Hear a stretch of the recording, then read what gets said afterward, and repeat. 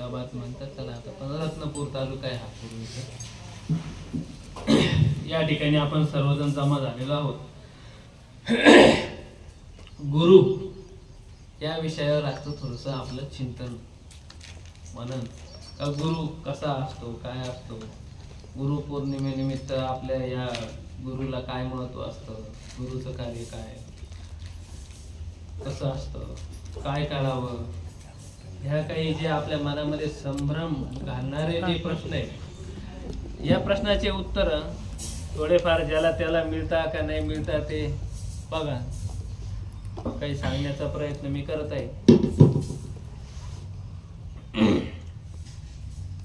गुरु कसा असावा व गुरु कसा करावा याच विचाराचे थैमान भ्रमण झाले.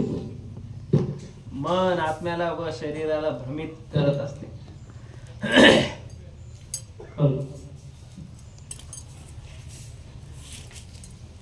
गुरु म्हणून कसा असावा व कोणास गुरु करावे हे विचार संभ्रम घालणारे असतात.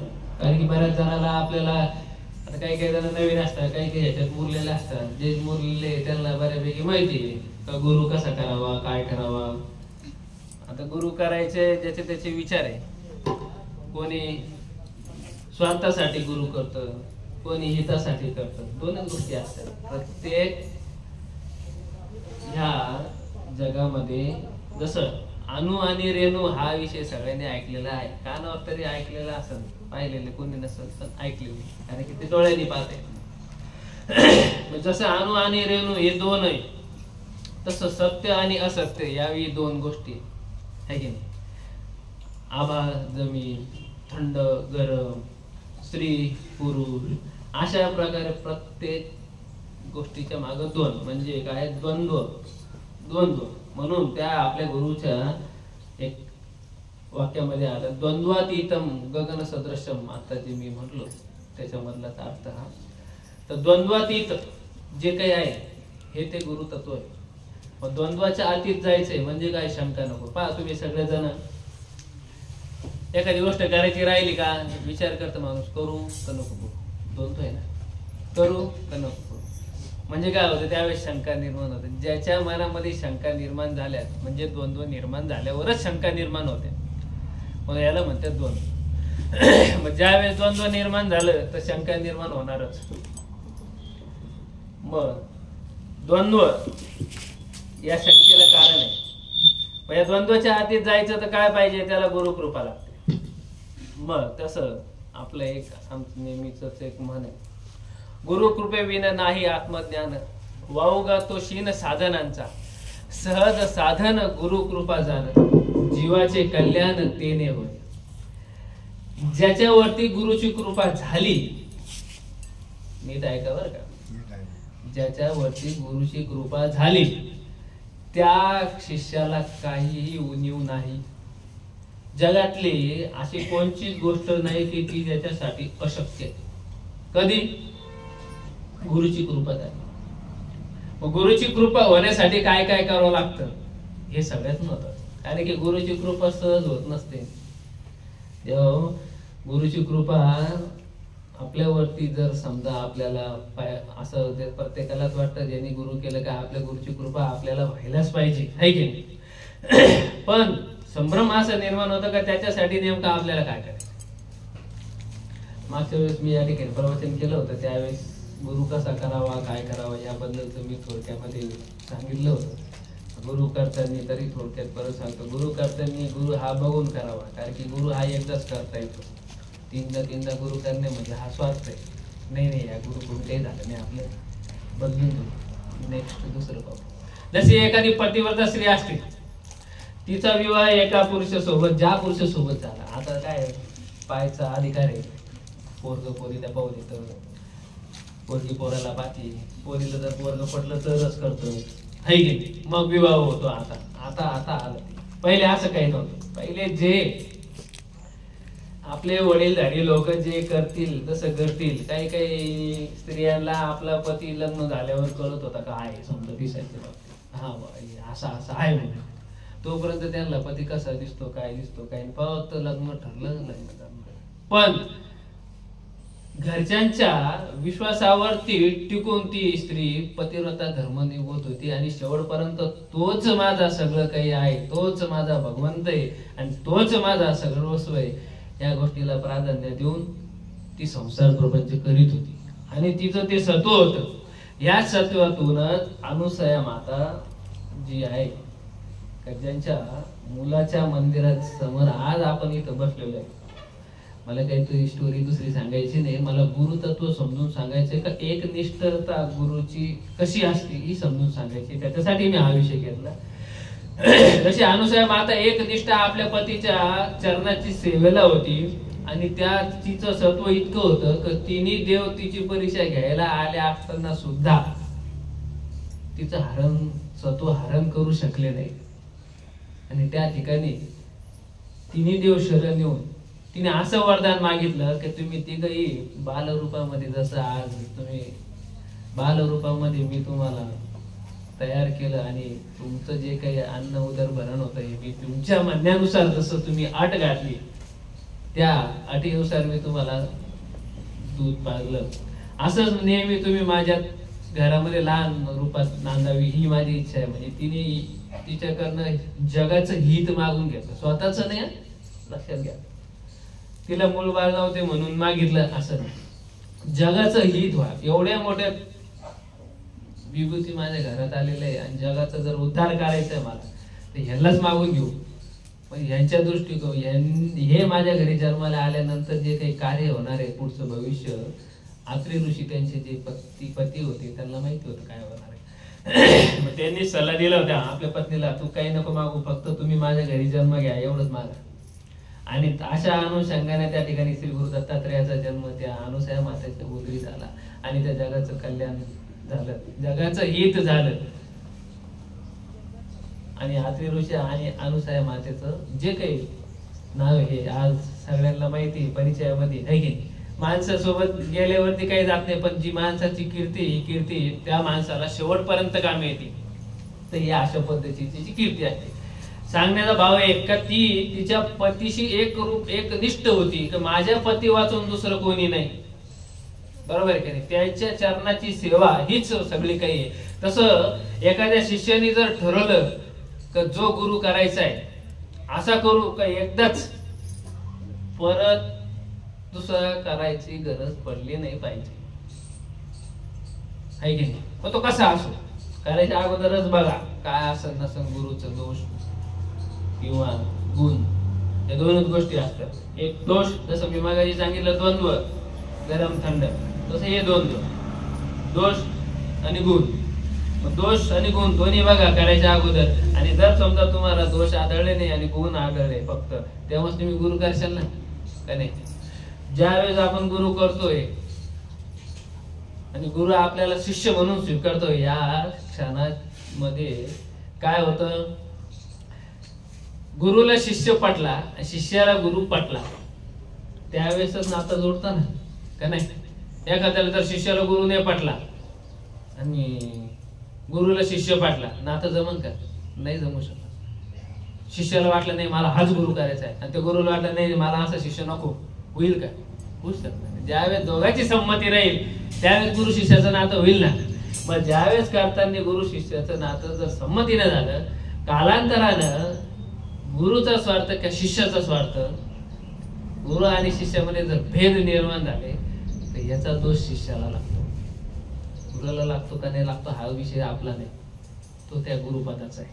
पण शिष्याला नक्की लागतो. मग दोष बघू नका. कधी आपण एकदा गुरु केला मग तो कसा असो, मग त्याची सेवा, त्याचं भजन, त्याचं पूजन, त्याचं मनन, त्याचं चिंतन हे करणं आपलं आद्य कर्तव्य. ही आपली सेवा आहे शिष्याची. गुरुच्या चरणावरती एकनिष्ठ नतमस्तक राहणं आणि पूर्णतः शरण होऊन राहणं हे जे ते शिष्याची सेवा आहे, कर्तव्य आहे.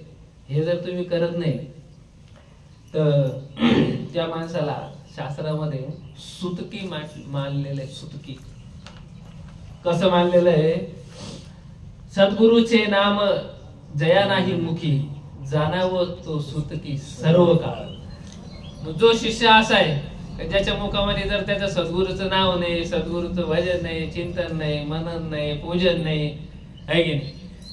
हा, सद्गुरूची स्तुती नेहमी त्याच्या मुखातून सद्गुरूची स्तुती निर्माण व्हायलाच पाहिजे. एखाद्याकडे जर विषय मांडायचा राहिला आपल्या गुरुच्या बद्दल, असाच विषय मांडायचा का त्या गुरुचे गुणच गायले पाहिजे त्यांनी, बाकीचं द्वेष नाही. द्वेष जर तुम्ही गुरुचे गाता त्याच्यासारखं पाप दुसरं कोणतंच नाही. तुम्ही चोरी करा, बाकीच्या इतर गोष्टीचं पाप करा, काही ना काही त्याला प्रायश्चित्त आहे, त्याच्या माध्यमातून ते पाप तुमचं क्षमन होऊ शकतं. त्याला पर्याय आहे शास्त्रामध्ये भरपूर. पण जर गुरु निंदा आणि गुरुदोष जर केलं तर त्याला शास्त्रात पर्याय नाही. त्याला फक्त एकच पर्याय आहे, गुरुच्या चरणी पूर्ण समर्पण होऊन प्रायश्चित्त घ्यावं लागेल. जर तुम्ही ते प्रायश्चित्त घेत नाही तर तुम्हाला यथोचित यथा काळ कधीही त्याच्या आपल्या ह्या जन्म मरण्याच्या फेऱ्यातून सुटका नाही. एवढं गुरुचं महत्व या ठिकाणी शास्त्राने सांगितलेलं आहे, आपण ऐकलेलं आहे की नाही? असं काय झालं का शास्त्राने सांगितलं आणि कोणी ऐकलं नाही? रोजच प्रवचन चालू आहे, जागोजागी प्रवचन चालू आहे, कीर्तन चालू आहे, भजन चालू आहे, भारूड चालू आहे, नको नको ते इतके उद्योग चालू आहे प्रचार प्रसाराचे का तुमच्या प्रत्येकाच्या कानावर प्रत्येक विषय सगळा येत होता. बरोबर आहे का? ऐकणं हा वेगळा भाग, आत्मसात करणं हाही एक वेगळा भाग, पण त्याचं अनुकरण करणं, त्याला आपल्या जीवनामध्ये उतरणं आणि त्या माध्यमातून आपल्यावरती काही प्रसंग येणार आहे त्या प्रसंगाला सामोरे जाऊन त्या प्रसंगातून जे आपल्याला अनुभव शिकायला भेटणं हे सगळ्यात मोठं. म्हणजे इथपर्यंत आपल्याला जायचं, नुसतं ऐकून नाही होणार.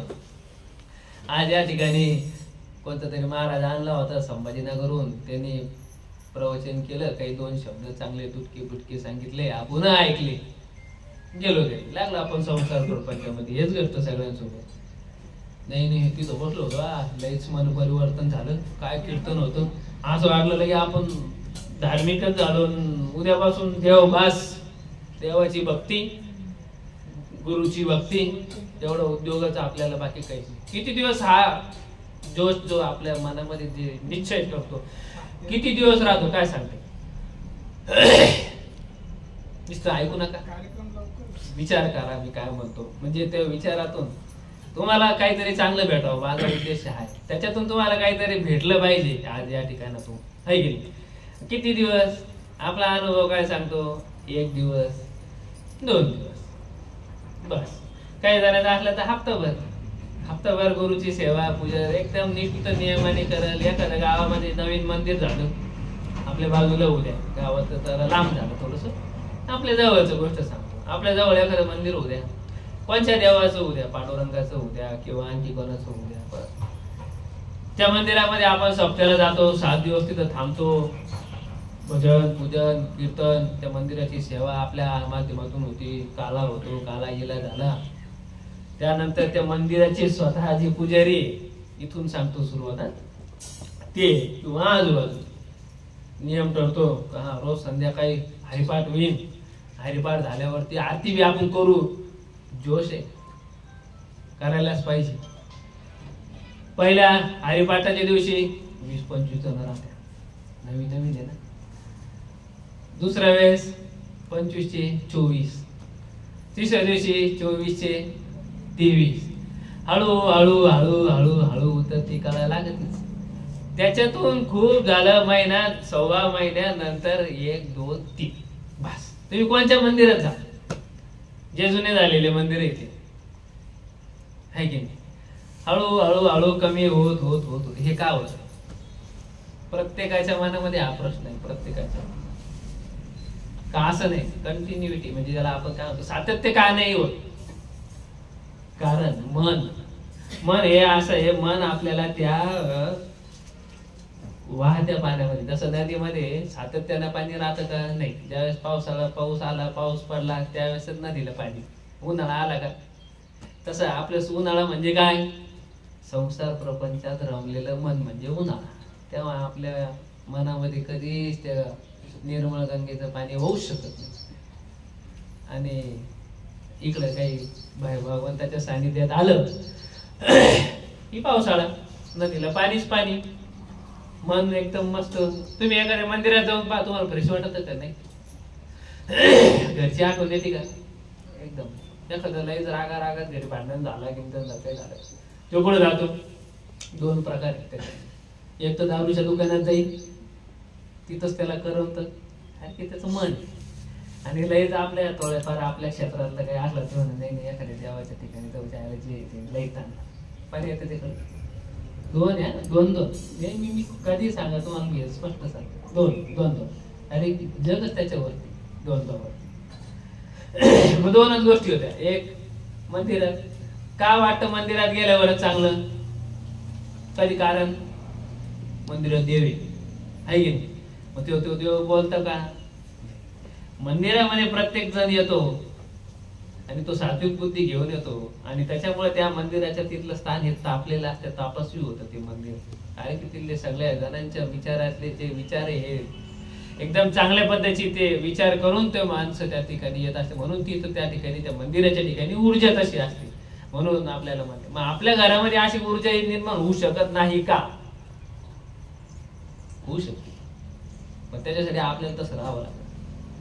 मग आपले विचार शुद्ध करण्यासाठी आपल्याला काय पाहिजे? सगळ्यात महत्वाचा विषय गुरु. मी कुठं जाऊ दे, मी परत गुरुवरच येणार आहे. मग गुरु कसा पाहिजे हा आता मग समजून सांग कसं करायचं हे सांगितलं. गुरु दोष पाहू नका, काही पाहू नका. त्यानंतर गुरु केल्यानंतर गुरुला पूर्णता, जसं अनुसाय माता आपल्या पतीच्या चरणावरती पूर्णता समर्पित होती, तसं आपण आपल्या गुरुच्या पायी एकनिष्ठ आणि पूर्ण समर्पित करा स्वतःला. आपली अक्कल नका रडू. गुरु काय म्हणतात त्या ठिकाणी जर सानिध्यात गुरुच्या बसले तर नेमका गुरु काय म्हणतात हे ऐका. त्यांचं काय म्हणणं आहे, ती भाषा आपल्याला कळते नाही कळते हे समजून घ्या. ती भाषा आपल्याला कळत नसेल, आपल्या डोक्याच्या वरतून जात असेल तर प्रेमाने स्नेहाने त्या गुरु पर्यंत आपला एखादा विषय मांडा. कसा मांडा? गुरुला तर शिष्याबद्दल सगळं ज्ञान येतच कळतं. जो खराच गुरु आहे, जो खरा सद्गुरु आहे, याला सांगायची गरज नाही राहत आपल्या शिष्याला काय लागतं. तो शिष्याच्या, आमचे गुरु माऊली नेहमी म्हणतात, गुरु शिष्याचं नातं असं असलं पाहिजे, शिष्याने गुरुच्या मुखाकडे पाहिल्यावरती गुरुला काय लागतं हे शिष्याला कळलंच पाहिजे. तसंच गुरुला शिष्याकडे बघितल्या किंवा शिष्याची आठवण जरी आली तर त्या शिष्याला काय लागतं हे त्या गुरुला कळलंच पाहिजे. हेच गुरु शिष्याचं खरं नातं आहे. हे ज्या ठिकाणी कळलं, काय बोलायचं काम आहे का हो तोंडाने, मला हे लागत का ते लागत, काय गरज. हा फक्त विषय असा आहे जो आपला गुरु आपल्याला जे काही देत असतो हे आपल्याला पटत नाही. आपल्याला आपल्या मनासारखं लागतं. अरे आपलं मन आपल्याला ग्वाही देत नाही का? हे आपल्याला आज जे भेटलेलं आहे हे पुरेसं आहे का? तिथं समाधान नाही. जिथं समाधान आहे तिथं तो म्हणतो आपल्या गुरुने हे दिलं नाही एवढं. एखादा प्रसंग आपल्या वरती ओढवला, आपल्यावरती जो प्रसंग आला, आपल्या गुरुनं आपल्यावरती जर हा प्रसंग आणलेला आहे तर ह्याच्यातून आपल्याला काहीतरी चांगलं शिकण्यासारखं भेटणार आहे. फक्त काय शिकता येईल आणि आपल्याला किती सहनशक्ती. तसं एका लोहार असतो, लोहार तर सगळ्यांनी पाहिलं ना. आणि त्याच्याकडे आपण एखादा लोखंडी रॉड नेला आणि त्याला सांगितलं बाबा याला थोडीशी समोरून धारगीर लावून दे, आम्हाला खोटासारखं करायचंय, बरोबर, म्हणजे आकार द्यायचा आहे. तो काय करेल? तुमच्या हातातून घेईल लगेच ठोकून आकार देईल का? नाही देऊ शकत. तो पहिले त्या भट्टीत टाकत, त्याच्या भट्टीत टाकल्यानंतर त्याला अग्नीच्या साह्यानं पार ताप ताप ताप ताप इतकं तापू देईल का एक दोन हातोड्याचे घन मारले त्याला सहज आकार यायला पाहिजे, सहज. पण तापेपर्यंत तर आपल्याला दम लागत ना, तापूस तर. तसं आपल्या माध्यमातलं हे असंच आहे. गुरु शिष्याचं नातं असंच असतं. शिष्याला काय लागतं हे गुरुला चांगल्या प्रकारे कळतं. पण जोपर्यंत तो पूर्ण तापत नाही, जोपर्यंत तो एकदम पूर्ण तेजस्वीपणा त्या जसं त्या लोखंडाला येत नाही तोपर्यंत तो लोहार मारत नाही, तोपर्यंत गुरु सुद्धा शिष्याला जोपर्यंत तो शिष्याचं तप त्या पद्धतीचं होत नाही तोपर्यंत तो गुरु त्याच्यावरती घाव करत नाही, हातोडा करत नाही. म्हणजे त्याचं जे आपल्याला गुरुकृपा ही तोपर्यंत होत नाही. मग गुरुकृपा काय होण्यासाठी सगळ्यात पहिली पायरी मी सांगितली तशी काय, गुरु भक्ती करा, गुरुस्मरण करा, कामात काम म्हण काहीतरी. गुरुस्मरण करताना काय असं नाही का कुठे आपलं गुरु तिथं जाऊन बसायचे, त्यांना काही उद्योग राहते, तुम्हाला काही उद्योग राहते, सगळे संसार प्रपंच या ठिकाणी बसलेले, संन्यासी कोणी नाही आहे की. मग संन्यासी जो आहे त्यालाच उद्योग असू शकतो, ते त्यांचा धर्म आहे. प्रत्येक आश्रमातला धर्म वेगळा वेगळा आहे, त्या विषयाचा भाग नाही.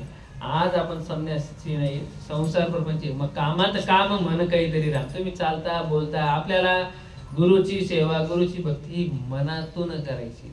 मनातून आपल्याला गुरु भक्ती करायची असल्यावरती काम मनाचं आहे ना. आणि मन एका वेळेस किती काम करू शकतं कोण सांगू शकतं? एकच करू शकतं का? मन आहे. आता तुम्ही सगळे इथं बसलेले, पण प्रत्येकाच्या मनामध्ये काही ना काही दुसरं काम चालूच आहे. अरे घरी ते दरवाजा उघड ठेवला का काय, वावरात आता उघड भेटेले, नांगाट्या करायच्या, निंदाचं काम, खत टाकायचं, हे टाकायचं, कोणाच्या डोक्यात खत टाकायचं तर कोणाच्या डोक्यात आणखी विविध प्रकारचे आहे की. मग एका वेळेस मन भरपूर कामं करू शकतं. मग त्याच्याचपैकी हा एक भाग आहे, लावा त्याला कामाला थोडस काय, नामस्मरण करायला लावा. ठीक आहे, आता 1 मिनिट होईल, सुरुवात तर करा 1 मिनिटापासून. 1 मिनिट झालं गेलो विसरून कामाच्या नादामध्ये, आहे की नाही? असंच होतं ना, कामाच्या चक्कर मध्ये गेलो विसरून, जाऊ द्या विसरू द्या, काय हरकत नाही, काही होत नाही. माणसाचं आयुष्य त्याला 1 मिनिटात नाही संपलं.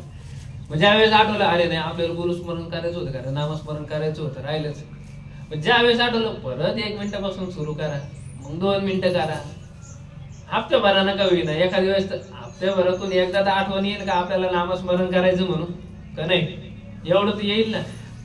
तिथून सुरुवात करा, काय हरकत नाही. 1 मिनिटाचे 2 मिनिटं होईल, 2 मिनिटाचे 3 मिनिटं होईल. हळूहळू हळूहळू हळूहळू त्या मनाला सवय लागेल. एक वेळ असं येईल का ते मन त्याचं नामस्मरण करत राहील, आपलं आपलं इकडे काम चालू राहील. म्हणजे आपलं त्या भगवंताच्या त्या गुरुच्या बँकेमध्ये आपली ठेव नामस्मरणाच्या माध्यमातून चालत राहील चालत राहील चालत राहील. आणि संसार प्रपंच पण चालत राहील, आपलं काम पण चालत राहील. इतका सोपा मार्ग आहे. एवढा सोपा मार्ग सोडून बाकीचे उद्योग करायला आपण तयार. कसे तयार आहे? गुरु अवघे झाले उपदेश मांडिले, सद्गुरूचा न कळे महिमा कोणाशी. गुरु आणि सद्गुरु भेद आहे, लक्षात घ्या. नाना परीचे ज्ञान ध्यान, सांगती जप तप अनुष्ठान, परी ते सद्गुरु लक्षण अगम्य जाणावं. काय सांगितलं इथं? अवघे झाले उपदेश मांडले. पहा तुम्ही सगळ्याच्या हातात मोबाईल आहे, मोबाईल उघडा, रील चालू करा तुमच्या, ऐक आत्ताच्या भाषेत सांगतो बरं. रील चालू करा, रील चालू केला का प्रत्येक जण उपदेश द्यायला तयार आहे. तुमचं पोट दुखतं, लिंबाचा पाला रगडा, त्याचा रस काढा, मग ते एका पाण्यात घ्या, हे करा ते करा, ते झालं का असं करा तसं करा, कीटक फवारणी ही मारा ती करा. आहे का नाही? सांगणारे झाले जास्त, ऐकणारेही झाले जास्त, पण करणारे झाले थोडे. इथं महत्वाचं आहे. ऐकणारे झाले जास्त, सांगणारे झाले जास्त, पण करणारे थोडे. म्हणून सांगतो, जागोजागी गुरु उपदेश मांडलेला, सद्गुरूचा न कळे. जो सद्गुरू आहे तो असा उघड कधीही कोणाला उपदेश करत नाही. तो पूर्ण पहिले बोध करतो. एकदा त्या बोधाच्या माध्यमातून तो शिष्य तयार झाला का मगच त्याला उपदेश करतो.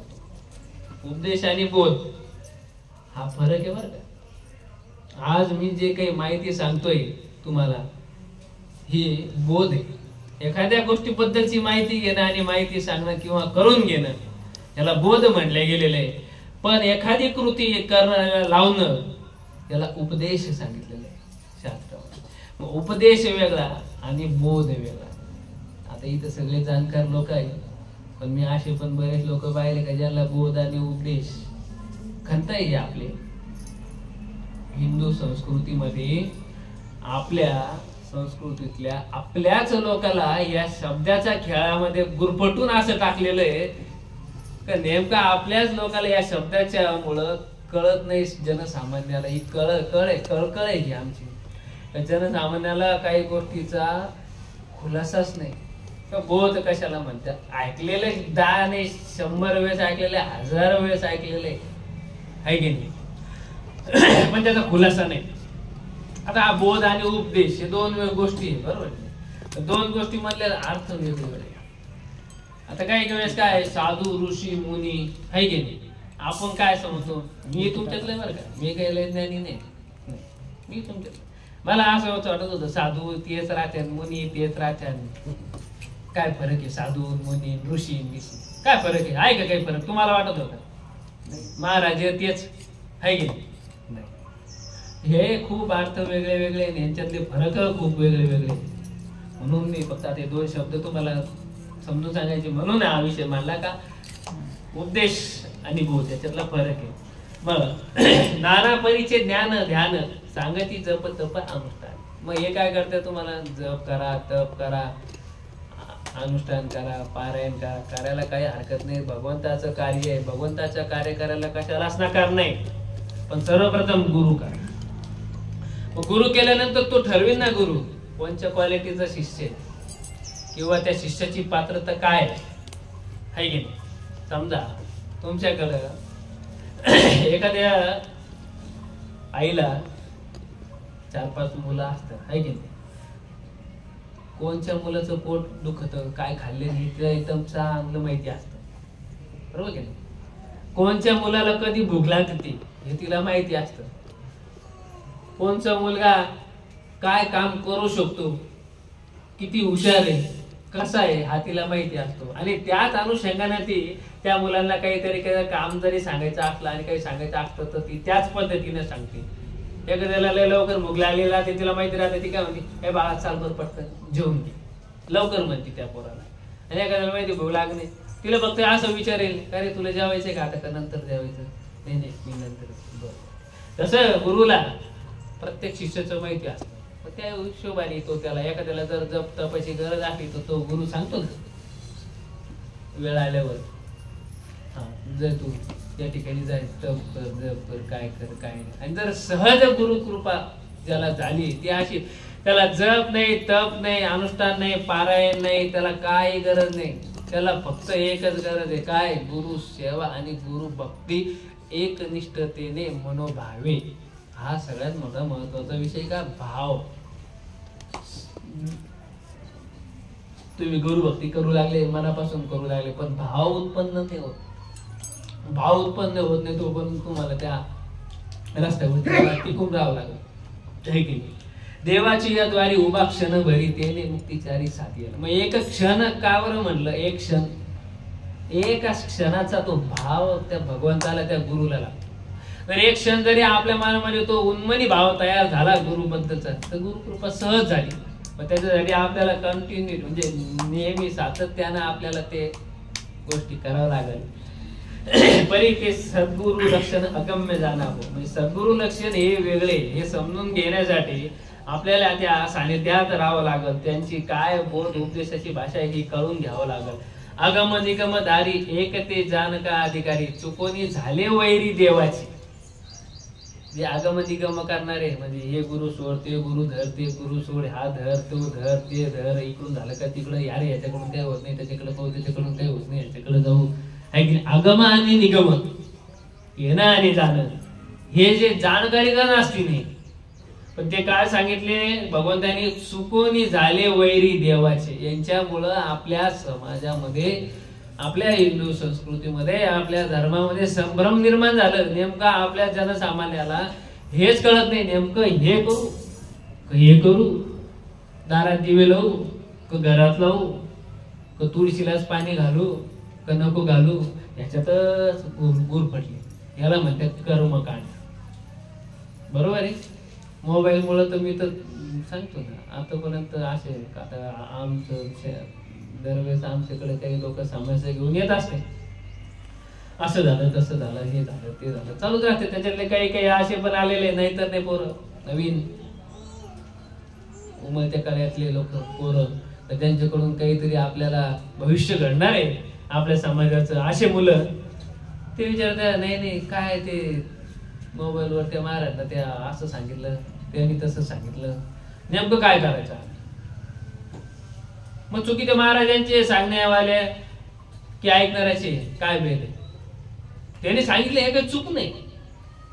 एखादा शिक्षक आहे आणि शिक्षक आपल्याला माहिती आहे, एक तो 1ली ते 5वी पर्यंत शिकवतो, एक 5वी ते 10वी पर्यंत शिकवतो, 10वी नंतर एक ग्रॅज्युएशनचं शिकवतो, काही इंजिनियरचे शिकवते, काही कॉम्प्युटरचं शिकवते, तर काही काही विशिष्ट ज्या ज्या क्षेत्रात त्या त्या क्षेत्रातले शिक्षक राहते. बरोबर आहे.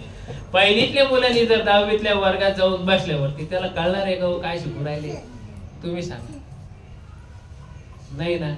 हे तेच शिक्षण कोणचंही असू द्या, शिक्षण घेताना त्याची जी पद्धत आहे ही पद्धत हीच काय, सुरुवात बाराखडी शिका, मग शब्दरचना शिका, शब्दरचना झाल्यावरती वाक्य करणं शिका, वाक्य करणं झाल्यानंतर मग बोलणं शिका, बोलणं शिकल्यावरती वाचन बोलणं हळूहळू याच्या माध्यमातून प्रॅक्टिस करून करून करून करून पुढे आपला आत्मज्ञान मधून जागी होतं.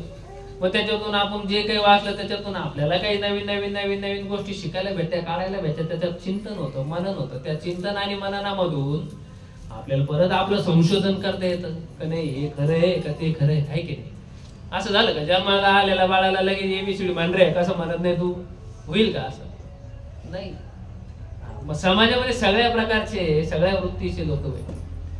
मंदिराच्या बाजूला देशी दारूची दुकानं असू शकते एखाद्या ठिकाणी, त्याच्याच बाजूला मस्जिद असू शकते, काहीच हरकत नाही. त्याच्याच बाजूला चर्च सुद्धा असू शकतं, त्याच्याच बाजूला आपला बौद्ध विहार हे असू शकतो. एखादा आलेला मनुष्य त्याला ठरवायचंय ह्यापैकी कोणत्या ठिकाणी आपल्याला जायचंय. चारही ठिकाणचे बोध उपदेश करणारे लोक वेगळे वेगळे, बरोबर आहे.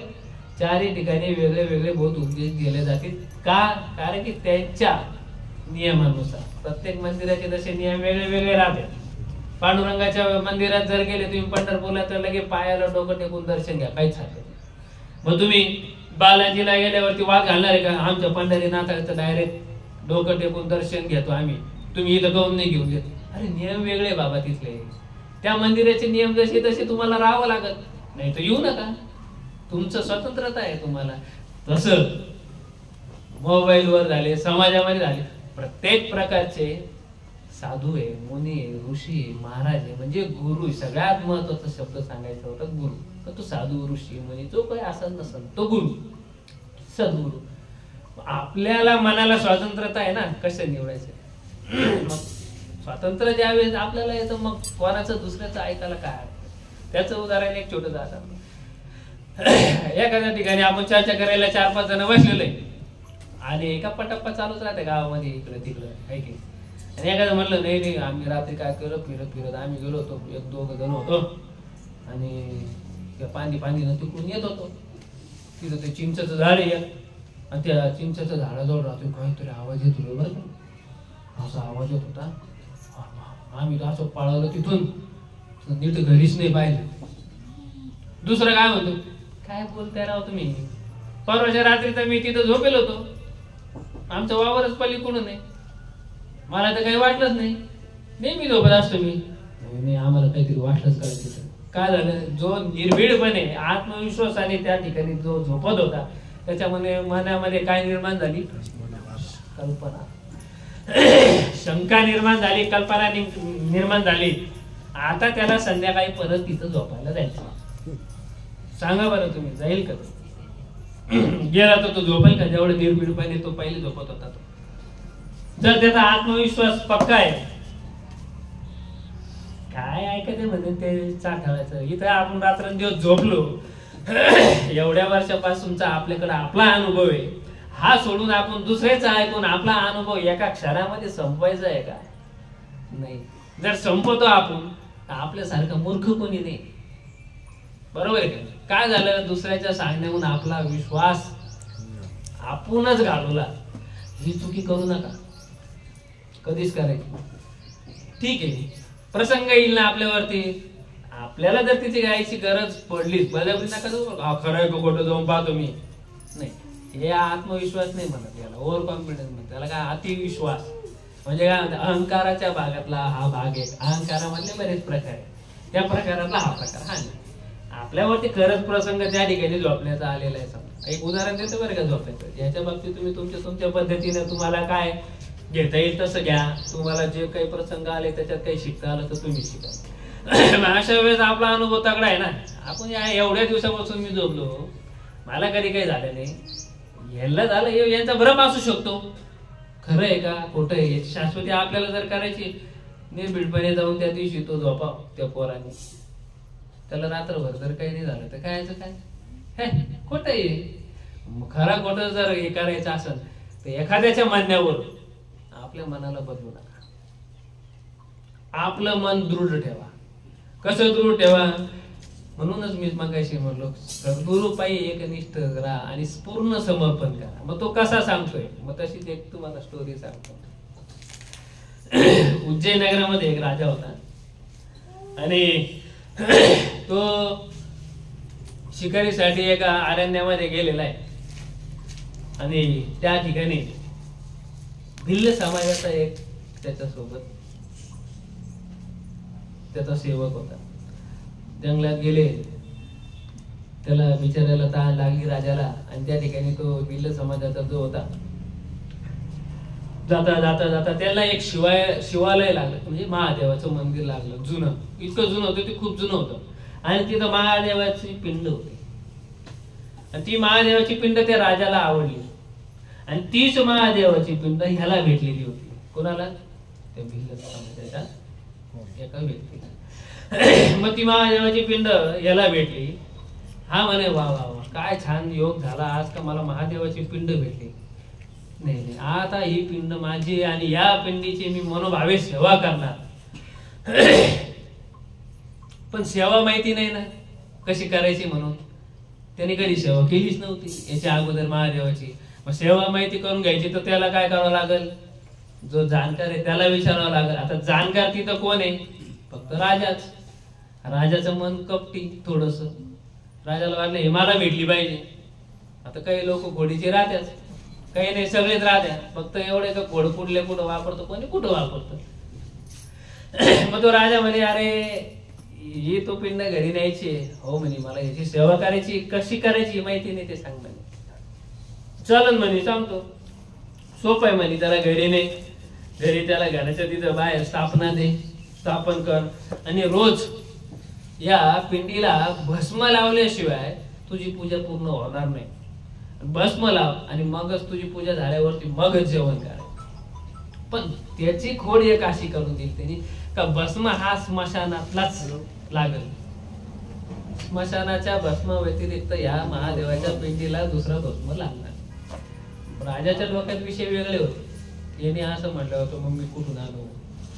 मग एक काम करा, आता माझ्याकडून अशी कशी सेवा होईल? मग तुम्ही राजा आहे, तुम्ही कुठून आणू शकता, काही करू शकता, तुम्ही सांभाळा, आहे की नाही?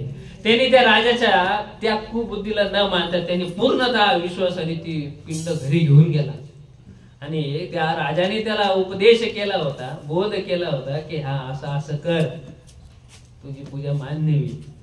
त्याला ते खरंच वाटलं ना. पण त्याला ते खरं वाटलं, त्यांनी त्याच्यावरती पूर्ण विश्वास ठेवला. घरी आला, बायकोला दाखवलं, आपल्याला ही पिंड भेटली, आपण दोघं मनोभावे सेवा करू, पूजा करू, भक्ती करू. चालन म्हणजे पतिदेवा. तीच पिंड स्थापन केली. रोज तो भस्म आणायचा, रोज गावगाव फिरायचा, जिथं चिथं जळत असली त्या चितेचं भस्म आणायचा, त्या पिंडाला लिंगाला लावायचा आणि मगच तो अन्नग्रहण करत होता. असं करत करत करत करत महादेवच येते. ते काय परीक्षा घेतल्याशिवाय सोडते का? कोणी असो, गुरु असो, भगवंत असो, हा परीक्षा घेतल्याशिवाय पुढं त्या भक्ताला काहीच देत नाही. तसं चिल्या बाळाची स्टोरी सगळ्यांनाच माहिती, काही सांगायची गरज नाही. ती परीक्षा गेली तशी याची परीक्षा त्या महादेवाला घ्यायची. 12 गाव फिरला, संध्याकाळपर्यंत फिरला, पण त्याला काही चिता भस्म भेटलाच नाही. दोघं नवरा बायकोचा सल्ला बसले, गप्पा मारते. आताचे नवरा बायको गप्पा वेगळ्या मारते. त्यांनी सानिध्यात दोघं एक विचाराने, आता तो चिताभस्म भेटला नाही, कसं करायचं? आपल्या भगवंताची पूजा तर आपल्याला करायची, ह्याच्यात तर खंड पडायला नको. मग काय करायचं? कुठंच भेटला नाही. बघा, एखादी स्त्री आपल्या कुळाचा आणि आपल्या पतीचा उद्धार कसा करते याच्या माध्यमातून हे सुद्धा इथं शिकायसारखं आहे. ती म्हणे काहीच टेन्शन घेऊ नका, काहीच चिंता करू नका म्हणे पती देवा. मी घरात जाते, बाहेरून कडी लावून घ्या. या कुडीला कुणाचं घर, बिलाचं घर काय सिमेंट कॉन्क्रीटचं घर आलं, या कुडाला आग लावा. या आगीमध्ये मी भस्म होईल आणि हा भस्म त्या महादेवाला. पहा त्या स्त्रीचं किती सत्व, काय तिचे विचार उच्च कोटीचे. तिचं म्हणणं असं होतं, हा नरदेह भगवंताने दिला आणि एवढ्या मोठ्या जर सत्कार मी हा देह माझा लागू लागला, ह्याच्यापेक्षा पुण्य माझ्यासाठी काय लागणार? असं तर मी मारणारच आहे आज नाही तर उद्या, आहे की नाही? पण त्या भगवंताच्या कारणे जर हा माझा देह लागत असेल तर ह्याच्यापेक्षा मोठं आणखी काय मला पुण्य लागत? काहीच गरज नाही मला पुण्य दुसरं, हेच सगळ्यात मोठं पुण्य. तर तुम्ही काय मला शंका आणू नका, कुशंका आणू नका. मला या मी मध्ये जाते, कडी लावून घेते, बस या ठिकाणी आकाडी लावून माझं दहन करा. तो चिता भस्म महादेवाला लाभा, तुमची सेवेचा खंड होणार नाही. आपल्या कुळाचा हा जो काही परीक्षेचा वेळ आलेला आहे, या वेळेला आपल्याला परीक्षेत उत्तीर्ण होण्यासाठी ही कृती करणं गरजेचे आहे. आणि हे एकदम पुण्यवान आहे. काय म्हणजे त्यांच्यावरती प्रसंग आल्यावरती तर गुरुच्या चरणाशी तो एक निष्ठ होता. काय जे गुरुनी सांगितले, एकदाच गुरु भेटला, एकदाच बोध उपदेश केला, पण त्या तत्वावरती तो एक निष्ठ टिकून राहिला. ते पण कुबुद्धीने सांगितलेला, पण त्याच्या मनात तसं काही शंका नाही. आत्मविश्वास त्याचा इतका दृढ होता आणि त्याच्या कृतीनुसार त्याची बायको सुद्धा त्याच्याच वळणावरती गेली. तिची तर त्याच्यापेक्षाही श्रेष्ठ भक्ती ठरली. आणि ती मध्ये गेली, तिने दाराची कडी लावून घेतली, हिने तिला त्या कुडीला आग लावली, ती भस्म झाली. भस्म झाल्यानंतर तो भस्म त्याला भेटला. काय त्याची ती प्रसन्नता, आज माझ्या महादेवाची पूजा खंड होणार नाही. काय त्याचा आनंद, गगनात न मावणारा त्याचा आनंद, की आज महादेवाची पूजा माझी खंड होता होता राहिली, ह्याच्यापेक्षा माझ्या हृदयाला काय मोठा आनंद आहे. तो विसरून गेला. मी माझ्या बायकोलाच दहन केलं, हे विसरून गेला. पण त्याचा आनंद हा वेगळा होता, का माझ्या भगवंताची पूजा अर्धवट नाही राहिली, माझी सेवा ही खंड नाही झाली. माझ्या गुरुनी मला जे काही सांगितलं, ह्या सेवेत खंड नाही पडत आहे माझ्या. ह्या आनंदात, इतक्या तो आनंदात त्याने नित्य नियमाने तो भस्म घेतला, महादेवाला लावला यथाविधी. एकदम मनोभावे त्या महादेवाची सेवा केली. त्या महादेवाला त्याच्या भक्तासाठी त्या ठिकाणी यावंच लागलं. त्याची श्रद्धा, त्याची भक्ती, त्याची त्या महादेवाबद्दलची आणि त्या गुरुवरची श्रद्धा पाहून त्याने एकही मनात शंका न आणता ती विधी किती बघा, म्हणजे भाव आणि श्रद्धेला किती किंमत आहे, किती महत्व आहे. की त्या महादेवाला त्या ठिकाणी यावं लागलं. आणि महादेवाला त्याने नित्य नियमाने प्रसाद दिला आणि त्याला जेवायला तो बसला आणि त्याने आवाज दिला, चाल लवकर जेवायला वाढ. आणि काय आश्चर्य, तो महादेव त्या पत्नीला सोबतच घेऊन ते जेवण घेऊन आला. बघा, नंतर त्याच्या लक्षात आलं, अरे तुला तर मी दहन केलं होतं. पूजा विधी ज्यावेळेस झाली, जेवायला वाढ म्हटल्यानंतर त्याच्यात तू कस काय इथं आली? ती म्हणे, मला तर काहीच माहिती नाही, मी मध्ये कडी लावून गेले, मी बेशुद्ध झाले, मला काय झालं नंतर काही नाही.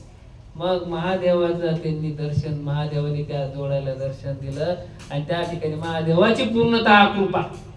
विषय पहा, पुढे जाऊ नका, तिथंच परत कृपा कशी प्राप्त होती.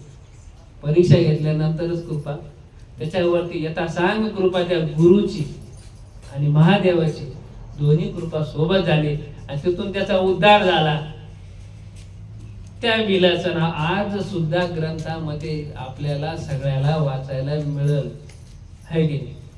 म्हणजे राजा श्रेष्ठ की तो भक्त श्रेष्ठ ठरला.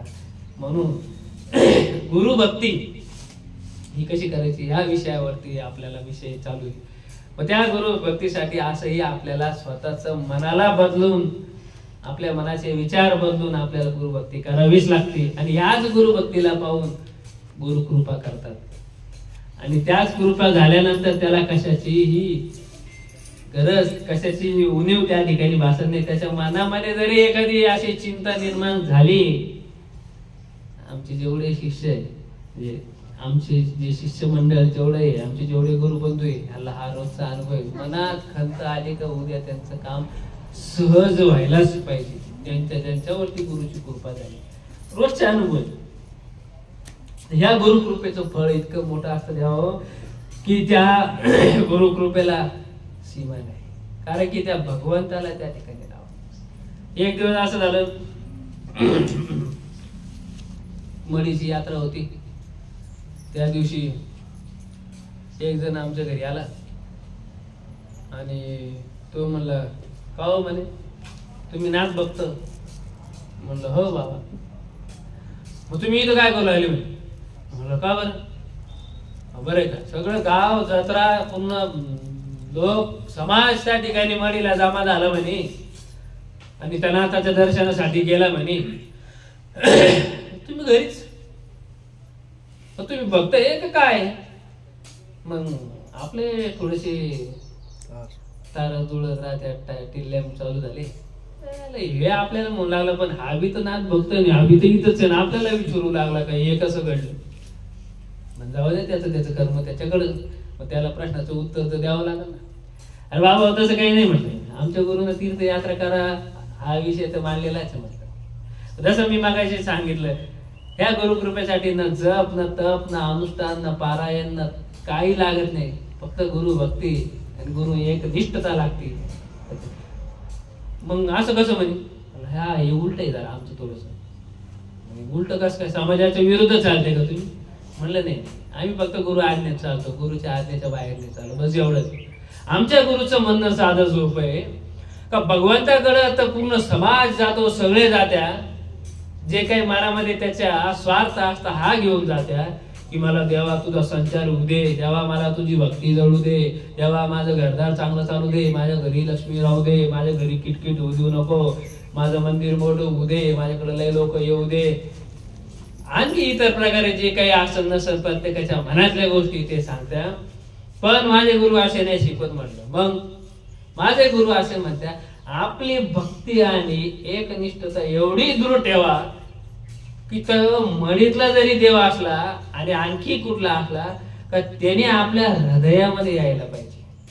म्हणजे काय बघा विषय दुसरं दोन भगवंताकडे जायचा हा एक विषय, आणि भगवंत एखाद्याकडे येतो हा विषय. मग तुम्हाला काय पाहिजे? भगवंताकडे जाणं योग्य आहे की भगवंत आपल्याकडे येणं योग्य? तुम्ही किती वेळ जाशाल देवाकडे मागायला? काही गरज पडली का चालले देवाकडे, काही गरज पडली का चालले देवाकडे. जा, जाण्यात नकार नाहीये माझा. पण असं जर विचार करा थोडासा त्याच्या पुढचा, की देवच जर आपल्याकडे आला तर काही मागायची गरज आहे का? काही उणीव आहे का? मग तो देव कसा येईल? आपली भक्ती, आपलं निर्मळ मन, त्याला राहायला जागा तशी लागेल ना. जसं मागाशी म्हणलो, मंदिरामध्ये गेल्यानंतर मंदिराचं वातावरण इतकं पवित्र असतं, तेवढं पवित्र वातावरण जर आपल्या घरामध्ये आणि आपल्या मन मंदिरामध्ये जर असेल, का बरं तो येणार नाही? जर तो त्या भिल्याच्या घरी जाऊ शकतो, तो चिल्या बाळाच्या घरी जाऊ शकतो, आहे की नाही? तो भगवंत ज्या पंढरपुरामध्ये विटेवरती उभा राहण्यासाठी येऊ शकतो, त्या सावता महाराजाच्या घरी जाऊ शकतो, हृदयात बसू शकतो. आपल्याला पण तेच डोळे, तेच नाक, तेच कान, तेच हात पाय तसंच दिलेलं आहे ना. मन बी आहे, असं नाही का त्यांना मन नाही आहे आपल्याला मन आहे, आपल्याला आहे तर त्याला नाही, असायला भाग आहे की. फक्त काय नाहीये, मार्गदर्शन नाही. मार्गदर्शन घेण्यासाठी गुरु, आणि गुरु कृपा झाल्यानंतर मग त्याला म्हटलं हे आमचं असं शास्त्र आहे, दुसरे काय करताय याच्यात भानगडीत नाही जात. मग आमचे गुरु आम्हाला काय शिकवते, काय सांगताय, कसं बोलताय, काय करताय, एवढ्याच आम्हाला कळतं. दुसरं का असं जटाधारी असतील त्यांचा मान आहे, आमच्याकडे सन्मान आहे, आम्ही त्यांना मानतो, सन्मान देतो, सगळं करतो. पण माझ्या गुरुचा शब्द पहिला तसं पत्नीसाठी पतीचा शब्द मोठा. पती जर म्हटला मी घरी नाही, अन्नदान द्यायचं नाही कोणाला, दोष कोणाला आहे? पती पाहिजे ना. आणि तुम्ही नाही नाही धर्म बुडू लागला आणि काय करते ते आपल्या पतीला, शास्त्र मान्यता देणार नाही, देऊच शकत नाही, असं होऊच शकत नाही. तुमच्या पतीची आज्ञेमध्ये तुम्हाला राहणं हेच सगळ्यात मोठं. शास्त्राने तर एवढं सांगितलेलं आहे, स्त्रीला उपदेश करू नका. म्हणजे काय करू नका? अनुग्रह. का? कारण की तिच्या स्त्रीसाठी तिचा पती हाच गुरु, हाच देव, हाच परमेश्वर. पण आता सध्या या शब्दाला किंमत एवढी देता येणार नाही, शिथिल झाला. आता कलियुग आहे, कलियुगामध्ये हळूहळू वारं वाढणार आहे. आता उलट मानावं लागेल काही दिवसांनी. पत्नी सांगन तेच एक निष्ठतात, पत्नी सोबत राहा तर संसार तुमचा चालेल. नाव नाही ठेवू लागलं मी महिला म्हणलं ना, परिस्थिती सांगतोय, नाव नाही. मला काय अधिकार नाही कोणाला नाव ठेवायला, पण परिस्थिती सांगतोय. परिस्थिती आताची जी आहे हळूहळू अशी पुढं होणार आहे, हळूहळू पुढं होणार आहे. पण असं नाही, ते शास्त्र उलट नाही. शास्त्र कलियुगाचा महिमा जरी असला, कलियुगामध्ये आजही मी असे बरेच लोक पाहिले राहते कलियुगामध्ये, पण सत्वगुणामधले जे सतयुगामध्ये जसे लोक राहत होते तसे आजही आहे. फक्त आपला तिथपर्यंत पोहोचण्याचा योग येत नाही, किंवा अशा लोकांची भेट आपल्याला होत नाही. तेव्हा साधूला साधू भेटतो, संताला संत भेटतो, वारकरीला वारकरी भेटतो, दारू पिणाऱ्याला दारू पिणारा, कुठं जंगलात जाऊ द्या, डोंगरात जाऊ द्या, तो भेटतोच. तंबाखू खाणाऱ्याला तंबाखू खाणारा कुठं असू द्या, तो भेटतो. तसंच जसे आपले विचार आहे, जसं आपलं आचरण आहे, तशा आचरणाचे लोक आपल्या सानिध्यामध्ये भेटत. आपल्याला आपल्या धर्माचे आपल्याला कोणत्या आचरणामध्ये राहायचं आहे की नाही. अशा पद्धतीनं गुरुकृपा कशी होते मी तुम्हाला थोडक्यात सांगायचं होतं. आता किती वेळ राहिला हे काही मला माहिती नाही, आहे का? असेल वेळ तर मी आणखी पुढं सांगतो, नाही तुमची इच्छा नसेल तर उभे काय मी बोलू लागलो तुम्ही ऐकू लागले, असं नको, आहे का? परी ते सद्गुरुचरण न पावती कोणी, मग आम्ही धरी येले बाबा मच्छिंद्रनाथाचे पाय, गुरु वंदन करीतो जय जय सिद्ध मच्छिंद्रनाथ. आता इथं मच्छिंद्रनाथाचा उल्लेख या ठिकाणी आमचे गुरु माऊलीनाथ, हे जे मी ग्रंथ आहे, ज्या ग्रंथातून हे सगळं काही सांगतोय, हे आमच्या गुरु माऊलीने लिहिलेलं भक्तीची जाण गुरुचरणात, असा हा ग्रंथ आमच्या सद्गुरु माऊलीने लिहिलेला आहे. आणि हा ग्रंथ म्हणजे आमच्यासाठी एक खूप मोठं ते का समृद्धी महामार्ग. समृद्धी महामार्गावर कसं लेन जास्त लेन आहे, असं मनमोकळ गाडी चालते, काही टेन्शन नाही, काही नाही, ऍक्सिडेंट होण्याची भीती कोणाला आहे. जे खूप जास्त स्पीड मध्ये जाणारे लोक आहे का, त्यांना ऍक्सिडेंट होण्याची स्पीड, जो नियमात चालणार आहे त्याचा ऍक्सिडेंट नाही होऊच शकत नाही, जो नियमात चालतो गाडी तसंही आहे आपलं. मग शिष्य आहे ना, आपण आपल्या शिष्याची मर्यादा पाहणार, बरोबर आहे. शिष्याच्या मर्यादेत जर शिष्य राहिला आणि गुरुच्या मर्यादेत गुरु राहणारच आहे. तो गुरु, कारण की गुरुच्या मर्यादेच्या बाहेर जाऊ नाही शकत, जात नाही. जर जातो तर तो सद्गुरू नाही, तो गुरुच. लक्षात घ्या गोष्टी. तुम्हाला अधिकार आहे काही काही गोष्टी, आपल्या अधिकार कसं, समजा कोर्टाचे प्रकरण चालू राहिले, आपल्याला माहिती नाही, आपण आपल्याला वकील लावा लागतो का, आपल्याला माहितीच नाही कोर्टात काय अधिकार आहे काय नाही. म्हणून आता एक कोर्ट असं आहे, खरं पाहिलं तर इथं वशिल्याची गरजच नाही, म्हणजे गुरुचं कोर्ट आहे, गुरु जे सांगत ते ऐका, तेच नियम आहे आपले, आहे की.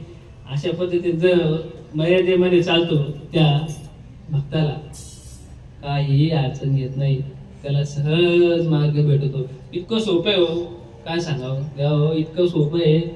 ते सोपं सोडून जर अवघड मध्ये गेलं ना, आता ते काही गोष्टी अशाही असतात, त्याच्यासाठी पूर्वजन्मीचं पुण्य पण लागतं, आई वडिलाचं पुण्य त्याच्यात लागतं, आणि त्या माध्यमातून हा मार्ग पुढे पुढे जात असतो. मग तुम्ही म्हणशाल पूर्वजन्मीचं पुण्य लागतं, पण आमच्या पत्रात थोडस कमी जास्त असू शकतो. पूर्वजन्मीचं म्हणजे आपल्या परत पुढे जन्म होणार आहे ना, आपल्याला पुढच्या जन्मामध्ये पूर्वजन्मीचं पुण्य घेऊन जर जन्माला यायचंय तर तुम्हाला आता पुण्य करावं लागेल ना, नाही? दान धर्म आता करावं लागेल, पुण्य करावं लागेल, सेवा करावं लागेल, त्यावेळेस आपल्याला भेटेल.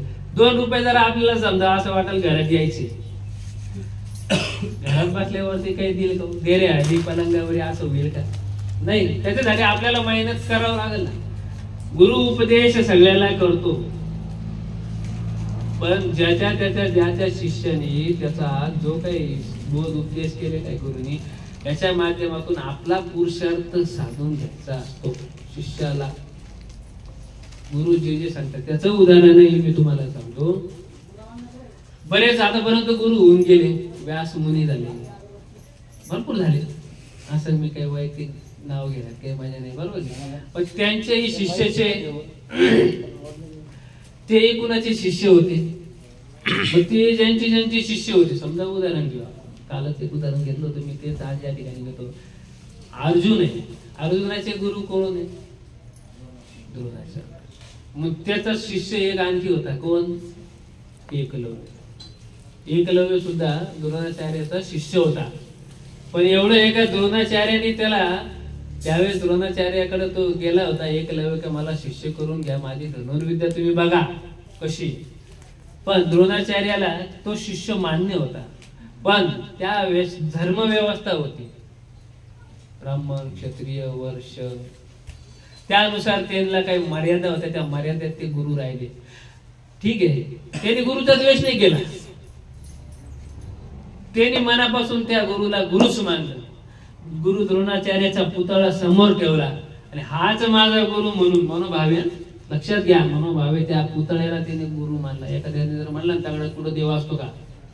दगडामध्ये त्याने देव आणला असतो का? नाही, बरोबर आहे, देव दगडात नसतो, पण आणावा लागतो. ज्याने आणला तो त्याचाच असतो बरं का, नाही तर मग तुम्ही आणला मग आमचा बी नाही. ज्याने आणला त्याच्यासाठी तो तिथं आहेच. पण त्याने द्रोणाचार्याचा पुतळा बनवून त्याने तिथं त्याची सेवा केली. इतका श्रेष्ठ धनुर्धर ठरला.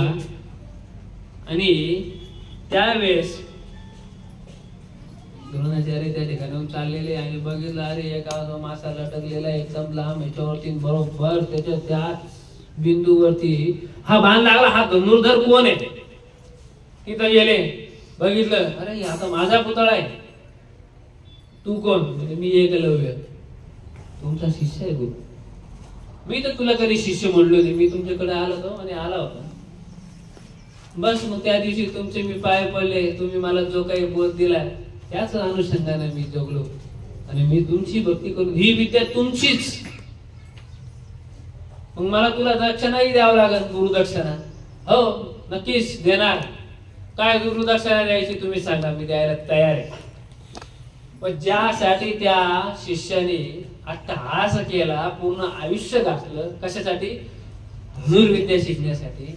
गुरु द्रोणाचार्याने त्याच्याकडे तेच मागितलं, काय? त्याने आतापर्यंत कमवलेलं त्याचा अंगठा, ज्या अंगठ्याने, ज्या माध्यमातून त्यांनी ती धनुर्विद्या वड्याला अंगठाला, तो अंगठा. म्हणजे मग गुरु दक्षिणा दे, चालेल, काय तू तुझा अंगठा देऊन टाकला. नीतीचा खेळ बर का, नीतीचा खेळ वेगळा असतो. एखादा गुरु जर काही मागतोय तो भूत भविष्य वर्तमान हा तिन्हीचा विचार करून मागतो का भविष्यात काय होणार आहे, विधिलिखित काय लिहून ठेवलेले. अर्जुनाच्या बाबतीत हा विषय. म्हणून त्याने मागितलं आणि त्या एकलव्याने झटकन त्याचा अंगठा काढून दिला. आज एकलव्याला ओळख आहे का नाही? आज त्याचं नाव चिरंजीव झालेले. जोपर्यंत चंद्र सूर्य असेल तोपर्यंत ते एकलव्याचं नाव असेल. मग हा प्रयत्न कुणाचा आहे? शिष्याचा आहे ना. मग शिष्याचेही जे कर्तव्य ते समजून सांगतोय. शिष्याचेही काही कर्तव्य का आपल्या ज्या आपल्यामुळं आपल्या गुरुचं नाव जाऊही शकतं आणि आपल्या गुरुचं नाव होऊ शकतं. मग शिष्याचेही काही कर्तव्य, हे शिष्याचे कर्तव्य शिष्याने करावे, गुरुचे कर्तव्य गुरु करीतच असतो. त्याच्यातली एक फरक पुढचे आमचे गुरुमावली नेहमी एक आम्हाला कथा सांगत असतात. त्याच्यातलीच एक कथा अशी सांगतो. एक गुरु असतो, त्याला सवय असते, त्याला काही आत्मज्ञान हे भानगडीत जास्त काही हे नाही राहत. पण तो कसं असतं, आता समाजामध्ये भगवे कपडे घातले म्हणजे काही गोष्टी सहज भेटत राहतात, उदरनिर्वाह होऊन जातो. मान सन्मान भेटतो, भगवंताच्या नावाने बऱ्याच गोष्टी भेटत राहतात. त्या हिशोबाने तो दर 12 महिन्याला एक शिष्य करायचा आपली सेवा करण्यासाठी. 12 महिने होत आले, त्याला माहिती आता 12 महिने होत आले, आता याला बदलावं लागल, दुसरा पाहू. तो त्याला असे काम सांगायचा, नको ते जे अवघड आहे ते होऊ शकत नाही असे काम सांगायचं. ते बिचारे शिष्य कटळून चाले द्यायचे, मग तो दुसरा पाहिजे. पण एक दिवस त्याला कट्टर पट्ट्या भेटलाच. तो वर्षभर गुरुची इतकी एकनिष्ठ सेवा करीत होता, तो त्या सेवेला त्या गुरुचंही काम होत होतं. आता त्याच्या बिचारा गुरुच्या मनात तर तेच होतं, काय आपल्याला काय सेवा होऊ राहिली, आपलं म्हणजे एक त्याच्या बुद्धीनुसार त्याने बरोबर त्याचं काम करीत होता. पण तो शिष्य एकनिष्ठ मनोभावे अशी सेवा करीत होता का माझा गुरु म्हणजे माझा परमेश्वरच. असे इतके उदाहरण देऊ शकतो का खूप. पण हा उदाहरण माझा गुरु हाच माझा परमेश्वर, याच्या हा सोडून मला काहीच नाही. बघा, पुंडलिकाची भक्ती ही आई वडिलाच्या श्रद्धेतून होती, त्याच्यासाठी तो पांडुरंग आला. एखाद्याची भक्ती गुरुच्या चरणावरती इतकी असू शकते का त्याच्यासाठी सुद्धा त्याला यावं लागू शकतं.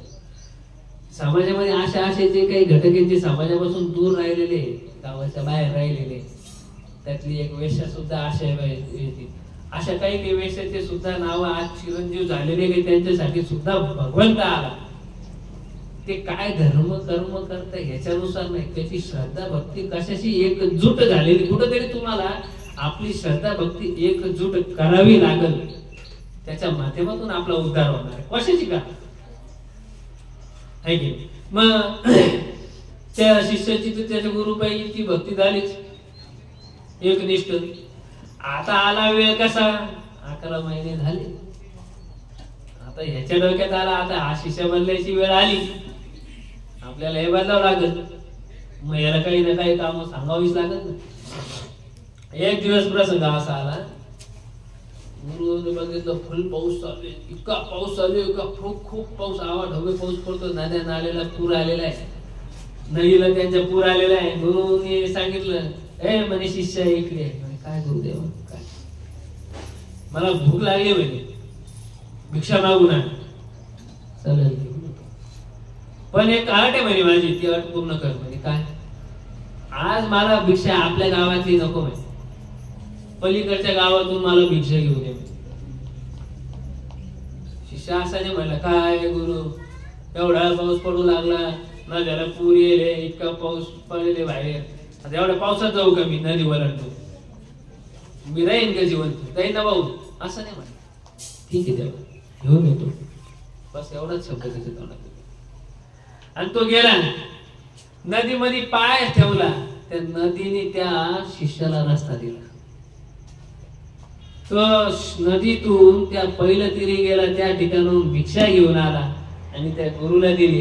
गुरुला वाटला हा वापस आलाच कसं काय नदीला, तर एवढा पूर आहे का त्याच्यात कोणीच वाचू शकत नाही, हा आलाच कसं काय. पण त्याने विचारलं, का रे म्हणे तू गेला होता ना आला, पण तुला एवढा पूर लागला, तू कस काय पोहत गेला. आता शिष्य आहे, हा गुरुला खोटं बोलू शकत नाही, खरा शिष्य. काही नाही म्हणे, जेव्हा मी नदीत पाय ठेवला नदीनं मला रस्ता दिला म्हणे, आणि मी तसं चालत गेलो, तिकडून घेऊन आलो. तुमच्याच दिलेल्या या शक्तीच्या जोरावरती मी गेलो म्हणे, आणि त्याच जोरावरती मी वापस आलो म्हणे. अरे वा, पाहिलं का म्हणे माझी शक्ती किती मोठी म्हणे, एवढी मोठी माझी शक्ती आहे म्हणे का तुला नदीला रस्ता दिला म्हणे. हो म्हणे देवा, तुमची शक्ती आहे, तुमच्या शक्तीच्या माध्यमातून झालेलं आहे. बघ म्हणे, आता गुरुच्या मनात किंतु करून तू आला, खरंच माझी शक्ती झाली. मग मी जाऊन पाहतो ना नदीत काय होतं. गेला गुरु नदीत, इथं नदीमध्ये त्यानं पाय ठेवला, कमरेपर्यंत आला, कमरेपासून खांदेपर्यंत आला. गुरु लागला ना व्हायला. गुरु व्हायला लागल्यावरती शिष्याने पाहिलं, अरे ते वाचवा वाचवा वाचवा वाचवा. अरे शिष्य म्हणतो, गुरु जर आपला गेला तर मग आपलं राहिलंच काय आपल्या डोळ्यासमोर. मग तो गेला त्याच्या मागे, त्याचा पाय नदीत पडला रे पडला.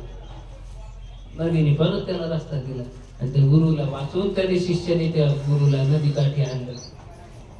पाहिलं का, हे खरं आहे का खोटं, हे पाहायचं होतं म्हणजे मला तुझी परीक्षा घ्यायची होती म्हणून मी हे कृत्य केलं म्हणजे. हो म्हणजे गुरुदेव बरोबर आहे. तुम्ही माझी परीक्षा घेऊ शकता, यात काहीच शंका नाही. याच परीक्षेच्या जोरावरती हवी. म्हणजे शिष्य काय करू शकतो मला हे सांगायचंय. दोघांच्या विषयामध्ये दुसरीकडे भटकू नका. गुरु नाही, शिष्य काय करू शकतो, गुरुचं नाव कसं करू शकतो शिष्य, हेच सांगण्याचा प्रयत्न. हेच गावा घ्या, बाकीचा भाग सोडून द्या. जे काही चांगल्या गोष्टी ते घ्या, बाकीचा विषय सोडून द्या. आज या ठिकाणी श्री गुरुदत्त मंदिर शिवशक्तीपीठ ममनापूर या ठिकाणी आपण गुरुपौर्णिमेनिमित्त या ठिकाणी जमलेलो आहे. आणि जी काही आता ही तुटकी फुटकी सेवा, आता काय तुटकी फुटकी शब्द मी वापरले त्याच्यात काय तुम्हाला चांगला भाग घेता आला, परत याच्यापैकी एखाद्याचं मन एक किंचित जरी परिवर्तन झालं, किंचित म्हणतो मला काय अपेक्षा नाही जास्त, तर त्याचं हित होऊ शकतं. हित झालं ते तुमचंच पुण्य आहे, त्याचं काही श्रेय कोणाला नाही. तुम्ही केलं म्हणून तुम्हाला लागेल. फक्त आमची सेवा आम्ही केली, आमची सेवेला आज या ठिकाणी माझ्या सेवेला विराम देतो.